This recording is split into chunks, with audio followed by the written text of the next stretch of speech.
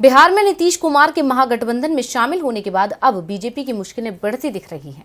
BJP को घेरने के लिए महागठबंधन मंडल कार्ड खेलने की तैयारी में है, तो एनडीए में सेंधमारी की कोशिश भी शुरू हो गई है। इस बीच दिल्ली पहुंचे तेजस्वी यादव भी सक्रिय हो गए हैं। उनकी कांग्रेस अध्यक्ष से मुलाकात के बाद वाम दलों के नेताओं से भी मुलाकात हुई है। तो कैसे बिहार में बदले समीकरण में एनडीए हो रहा है कमजोर और क्या है महागठबंधन की रणनीति, देखिए ये रिपोर्ट। बिहार में एनडीए को एक और झटका लगता दिख रहा है और इस बार मुश्किल में एलजेपी का पशुपति पारस गुट दिखाई दे रहा है।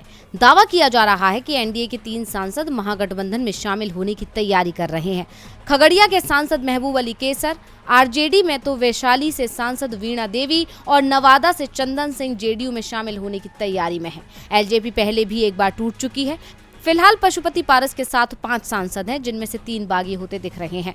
महागठबंधन एनडीए को तो कमजोर कर ही रहा है, साथ ही खुद को मजबूत बनाने की तैयारी में भी जुटा हुआ है। नई सरकार में वाम दलों को भी शामिल करने की कोशिश तेज हो गई है। दिल्ली पहुंचे तेजस्वी यादव ने इसे लेकर सीपीएम महासचिव सीताराम येचुरी और सीपीआई महासचिव डी राजा से मुलाकात की है। तेजस्वी सीपीएम, सीपीआई और सीपीआई-एमएल को सरकार में शामिल कराने पर जोर दे रहे हैं, जिससे गठबंधन पूरी ताकत के साथ एकजुट दिखाई दे। इसके साथ ही बीजेपी के हिंदुत्व और राष्ट्रवाद को चुनौती देने के लिए मंडल की राजनीति को आगे करने की तैयारी भी शुरू कर दी गई है। बिहार में जातिगत जनगणना को तेज किया जाएगा। इसके सर्वे का काम 45 दिन में पूरा करने का टारगेट रखा गया है। इसके सहारे पिछड़े वर्ग को लामबंद करने की कोशिश तेज हो गई है। बिहार में मंडल की राजनीति 1990 में शुरू हुई थी, जब केंद्र की जनता दल सरकार ने देश में मंडल आयोग की सिफारिशें लागू की थी। इसके बाद बिहार की राजनीति में उच्च जातियों की पकड़ कमजोर पड़ गई और पिछड़ा वर्ग राजनीति में मजबूत होकर सामने आया।